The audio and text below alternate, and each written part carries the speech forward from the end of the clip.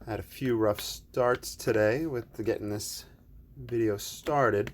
What I do is I live stream to this thing called Twitch, and then I save it off of there, and then I subsequently upload it to YouTube. But getting it started, the orientation is always kind of awkward with the camera. It wants to rotate certain ways. Now, today I have my typical size paper, an 11 by 15, 11 by 14 sheet of Stonehenge Aqua cold press 140. It's my go-to watercolor paper. Sometimes I play with the Bockingford tinted papers.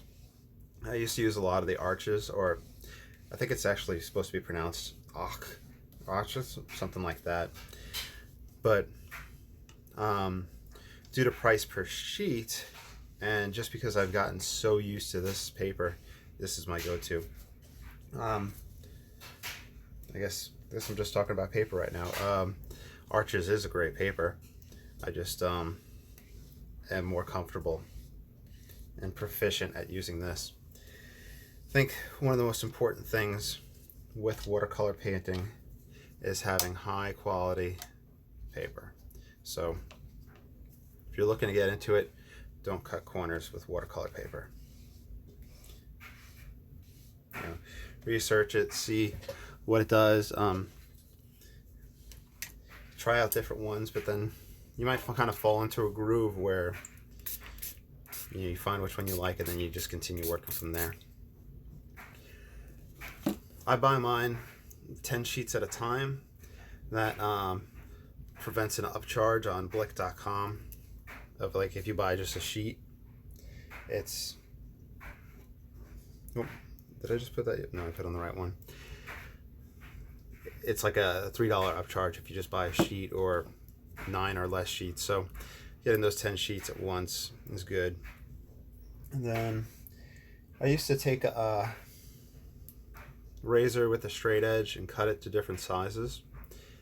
I would have the 8x10, 5x7, and others, but lately I've just been kind of going with just folding the big 22x30 piece of paper. You fold it back and forth a few times, you just tear it, and this is just a good size to work with. 8x10, all sizes are great, it's whatever you prefer, but that's what I'm using here. Now it is getting to that point where it's time to kind of start updating, not updating, but I'm running out of some paints. So eventually another paint order is going to be placed soon. Pretty much tapped out on this alizarin crimson. I don't really use it that often, but I think in the past few videos I have been using it a lot. Not sure why I've been using it. When I did oils, my first time around, back in college, I just used alizarin crimson, French ultramarine, and like a cad yellow, and white. That was my palette when I started out. And it was like wonderful, I guess you'd call it like an expressionist type palette. Got the interesting greens and whatnot, purples. And then I kind of moved over to more like the earthy ochre stuff and the grays and the darks. And that's what I often do with watercolors as well, where I really just don't do so much vibrancy, I guess, or with those colors. I think I just like the earthy, darker, moodier feel. Okay, that being said, I do not have a plan for today's painting. I rarely ever do. As I drive to work, as I drive home from food shopping or something like that, a lot of thoughts and ideas will catch my eye and my mind.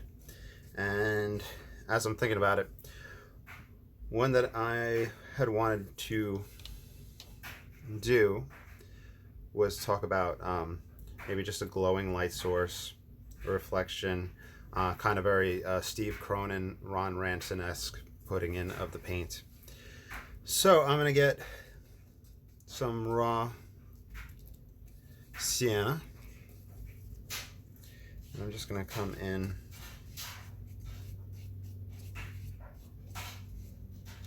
all the way around.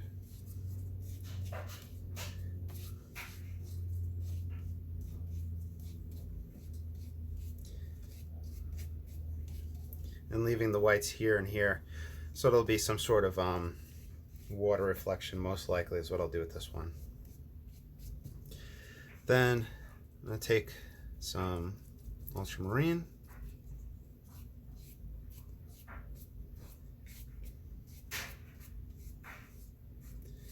This is how I'm going to start watercolors. At this point, it's about a year and a half ago. I started about a year and a half ago with them. I had kind of sat there with a small set of paints and painted, I guess, impressionistly, you know, like just line, just fitting things in.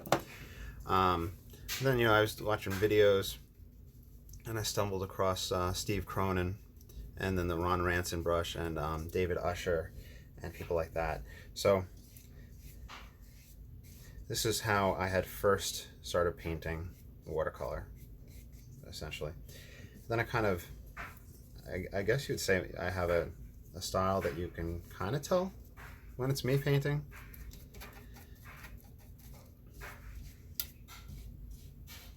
I figured I'll switch it up. That's the plan for today. Switch it up, have a glowing light source.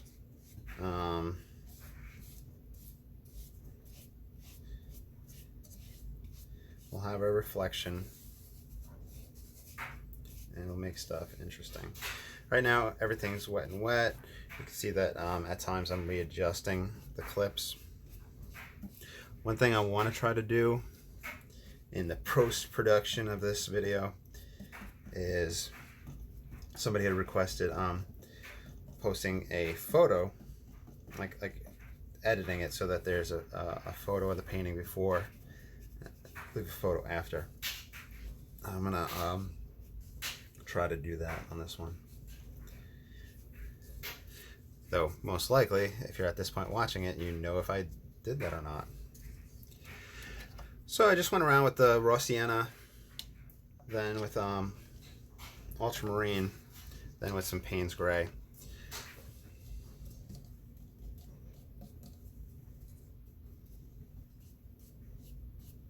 Pull that in.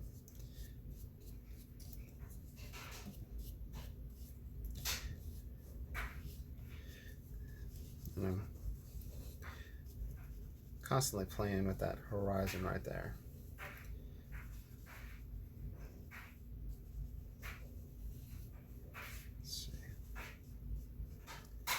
Bring down the reflection.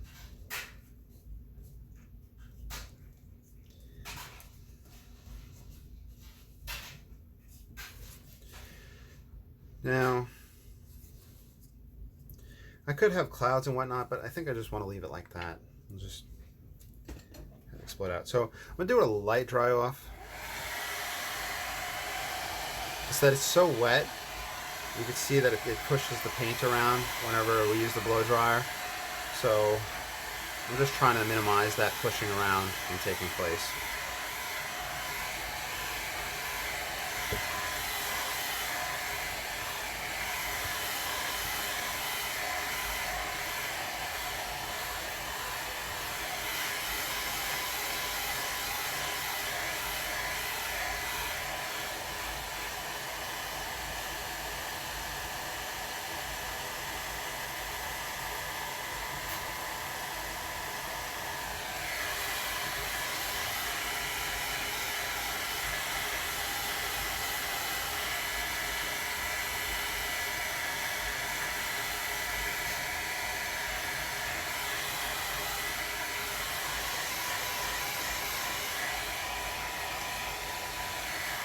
I could probably kick it up a notch.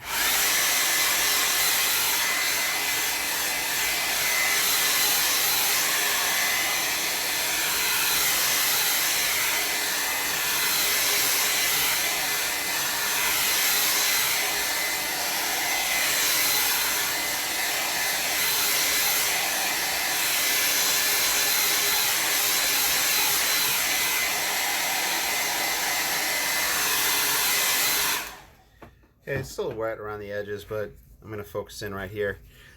I mixed I call it light red, but it's Da Vinci's Venetian red, which is just, you know, the rust red, so you could use the light red instead.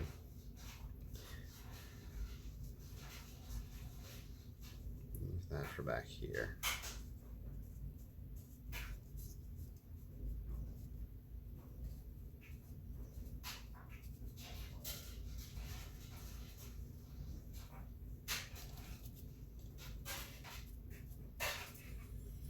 Now, this is water reflection, so let's just take a spray bottle and soften that.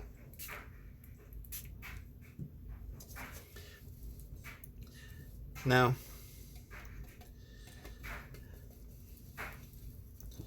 try to mix a little bit darker.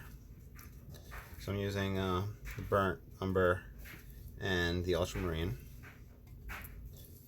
Something darker from back here.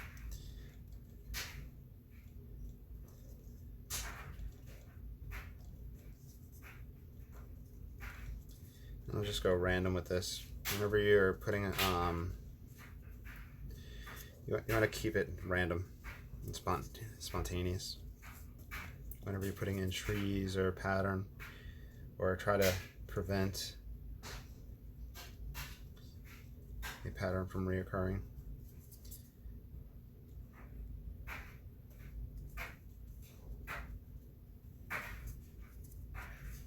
And this is wet that I'm putting it into, so that's gonna disperse it.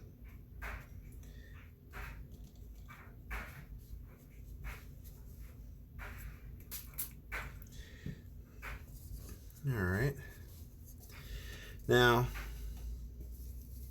some raw sienna.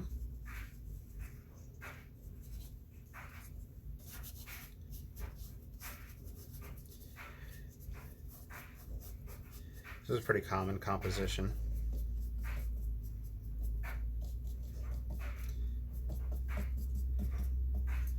Some burnt sienna.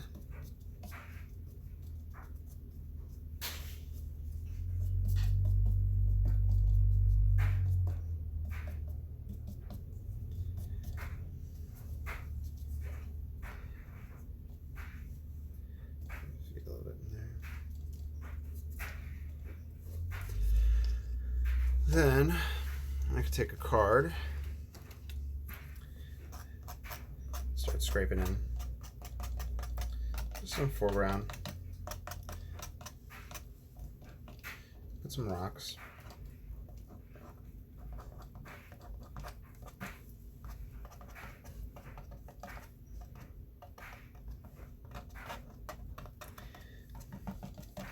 Okay, now I'm going to give it a, let's see. Let's give it a dry off. Actually, Payne's Gray.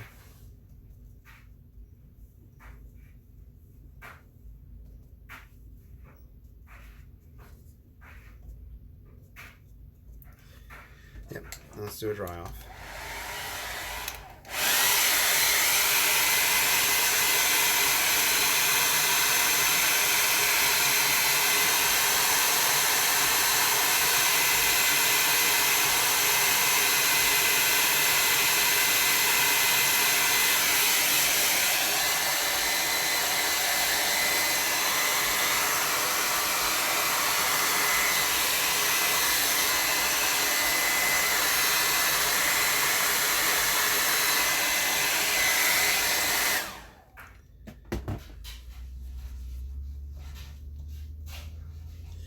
Let's see. Now I'm going to do some trees a little bit closer. This is a mixture of burnt umber and phthalo blue.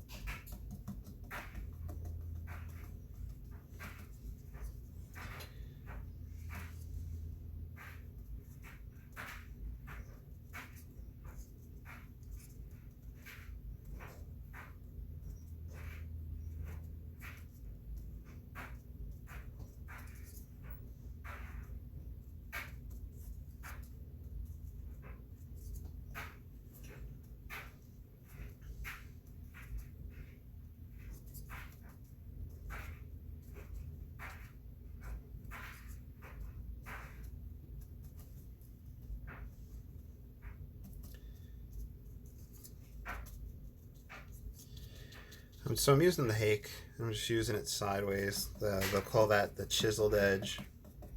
Though right now I have it kind of flared. But with tree trunks, you don't have to go smooth like that. You can make them sporadic.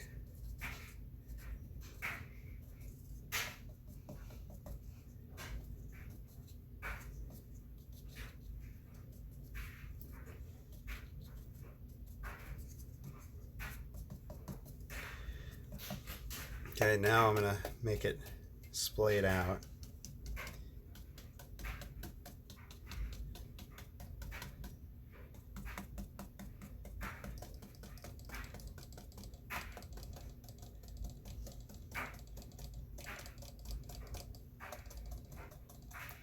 There's gonna be undergrowth down at the bottom. I'm just using that same color throughout. I'm gonna switch it up in a moment.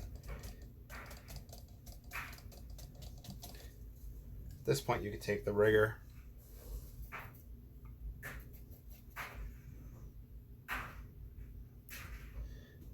put in the various branches.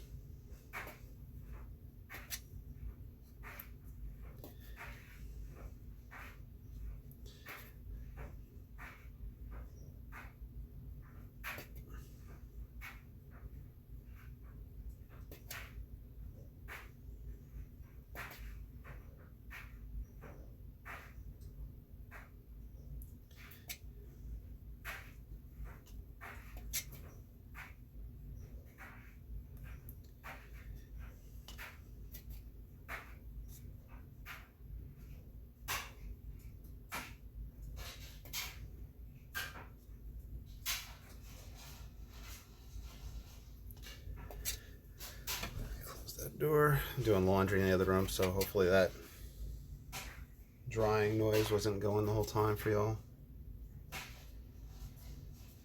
Sounds like there's a penny in there.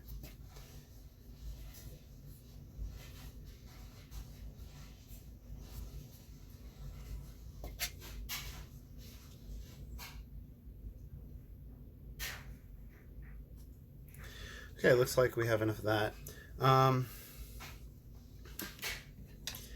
Now, some raw Sienna.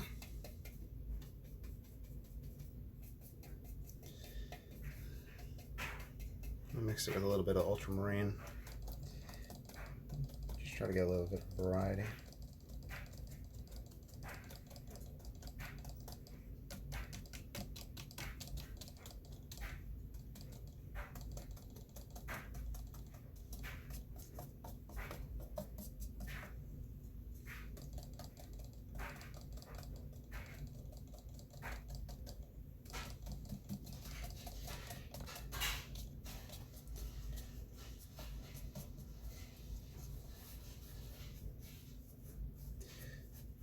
Horizontally for like a little walk up to the water.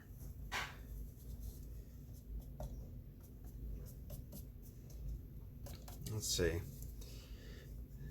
Now let's do some experimenting. So first, let's take the razor and let's pick out some whites.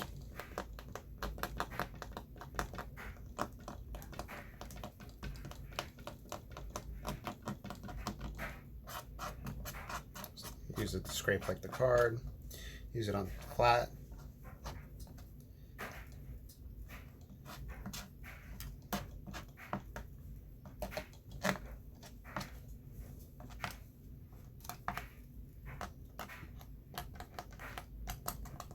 I'm just hopping around with it.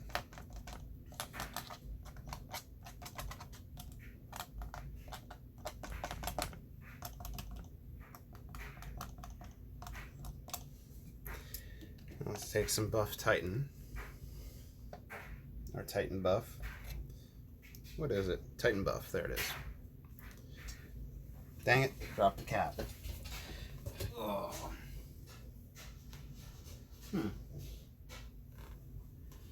Well, good thing that This one is out. Let's see if those caps will fit.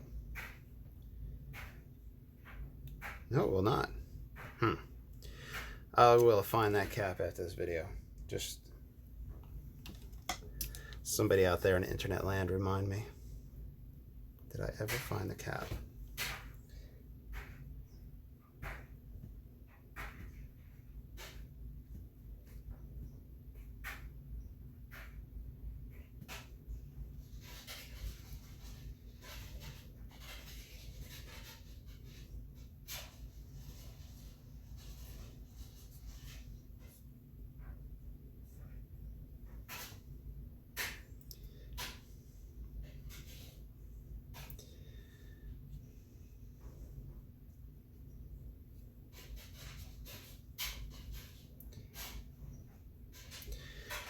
Now I want to try mixing that Titan Buff with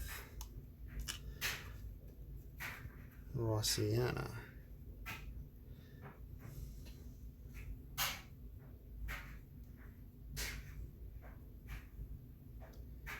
So this is going to give some opacity to the raw Sienna.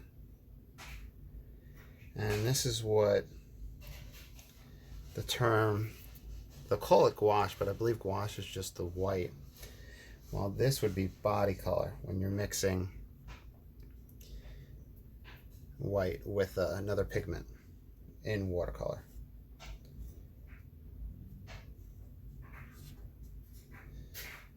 Just getting some stuff to pop out. That's the point of this.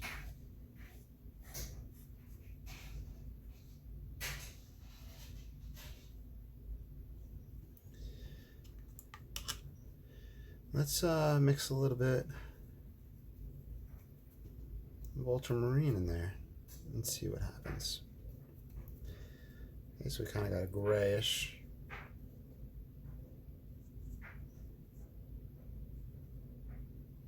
That's a pretty cool color. That'd probably be good for rocks.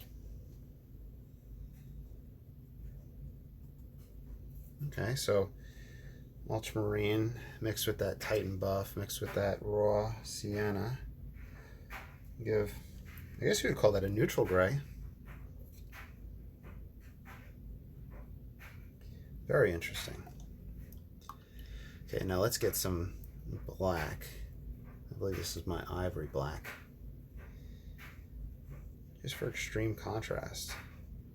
I have the white, I have the black.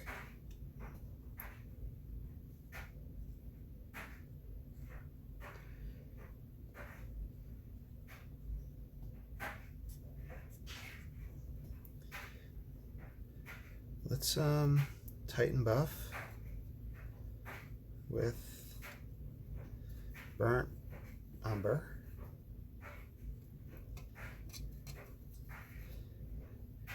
I think, I don't know if it's showing up on video, but I think the smart thing would be to get the burnt umber first and then get the Titan Buff if you're going to reuse the paint on the palette at a later date. Because you'll see that I have brought some of that over into it. Okay, so that was interesting. That was my first time ever really experimenting with that, I think. Let's put some on a large round. Let's splatter.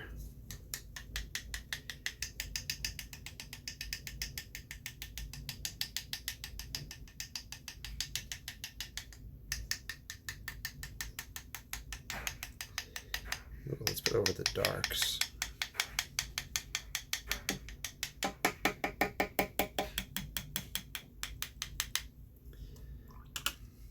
Let's just get some black on here over the lighter areas.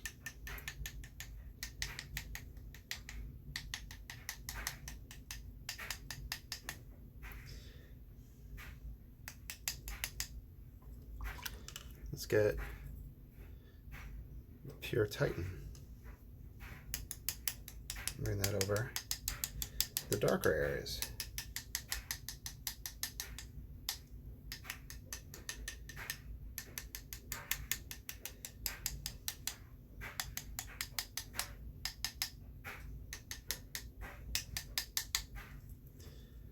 Okay, that was some interesting stuff that took place. Let's see, what else do we want to experiment with? We'll do a dry off while I look and see if I can find the cap at a glance.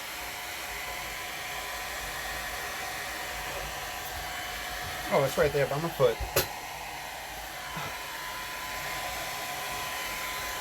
Found it.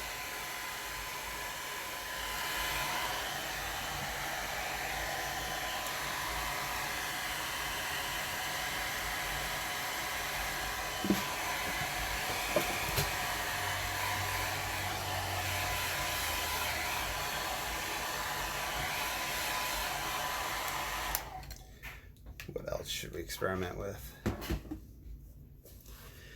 Let's see. Let's just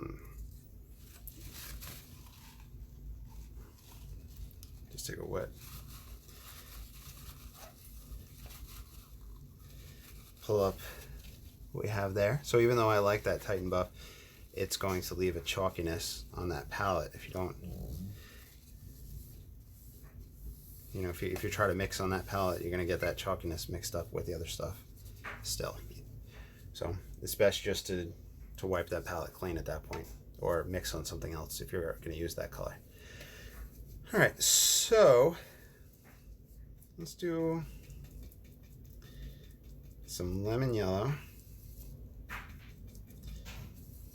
with the mud that I have, phthalo blue,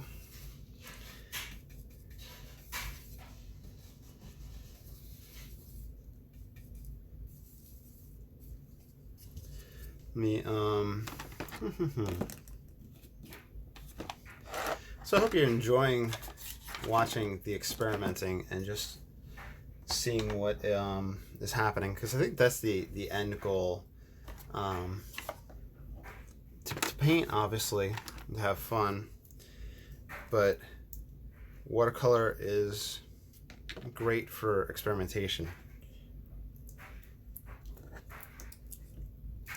So here's another tube that's almost done. Oh, here's a cool tip that I saw online. People that have tubes of paint, especially expensive tubes of paint, I use more of the cheaper paints, but with expensive tubes of paint, you want every piece of paint out of it. People were suggesting that if you wanted to get everything out of a tube of paint, you cut it open and put it on side and treat it like a pan. So after you can't really squeeze any more out, so you would maybe snip right along there, fold it open, and you'd have the paint to pull from.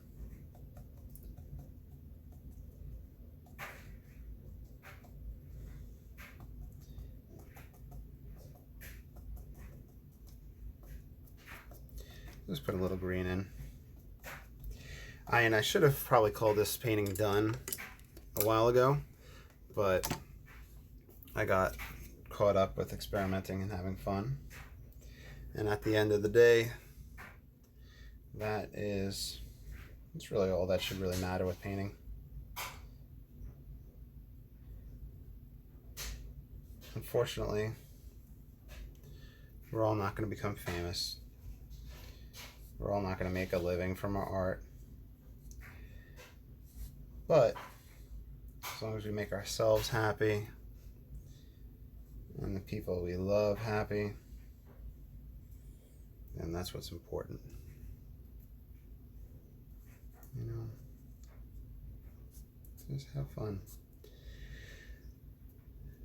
This is kind of like a recent composition I did where I think I've kind of fallen into the trap of a very extensive foreground, but not too much middle and background, because we have just this straight line right here. So one thing that might actually help compositionally, taking the Titan buff, I'm gonna lay it in right in here. I'm gonna get really thick on here.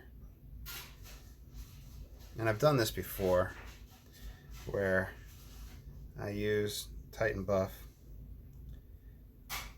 as my dead and broken trees that have fallen down.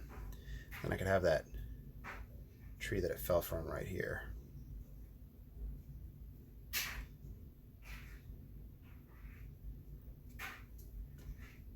Get the brown in there. So unfortunately, I'm not sure what would be the best term to use. This painting is having 2 focal points, it looks like.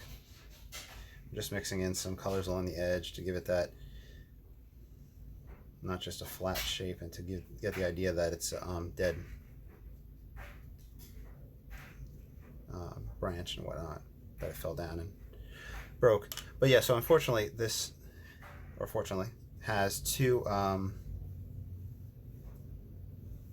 focal points, 2 points of interest. It'll have this center area, then it has this that leads right into this. And it's also the goal here, like I said, is to get that swoop around, and then we'll come back in visually with the eye. So does it work? I'm not sure. I really haven't stood back and looked at it. And we can put little birds back here.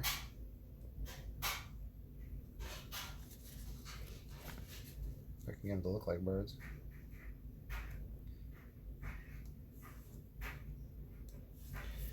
Some birds flying. So we got a lot going on in this one.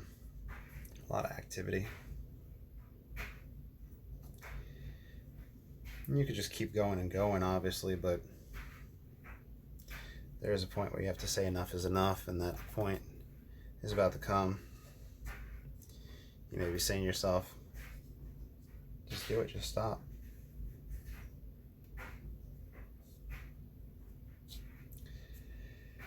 So we'll do a dry off.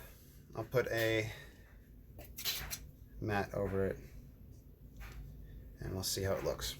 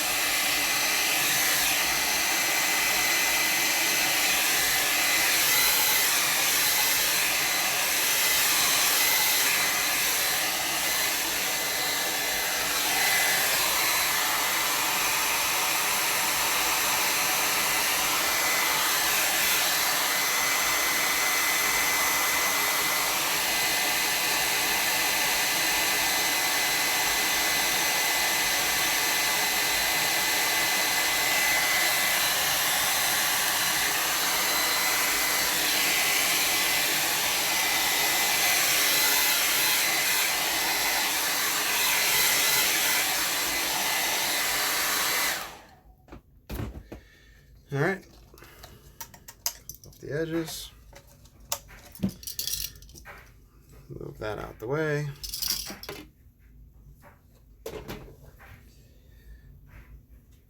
Grab a big old mat.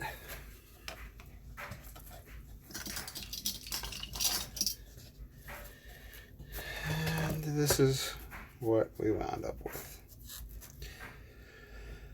All right, well, I hope you enjoyed. I hope that got you excited to pull out the paints and try something out. Feel free to follow along with this one and paint as well. I'll also put a picture at the beginning of this and at the end of this. I'm going to try that out. All right, well, hope you all had a good time. Have a great day. Have a great weekend. Stay safe.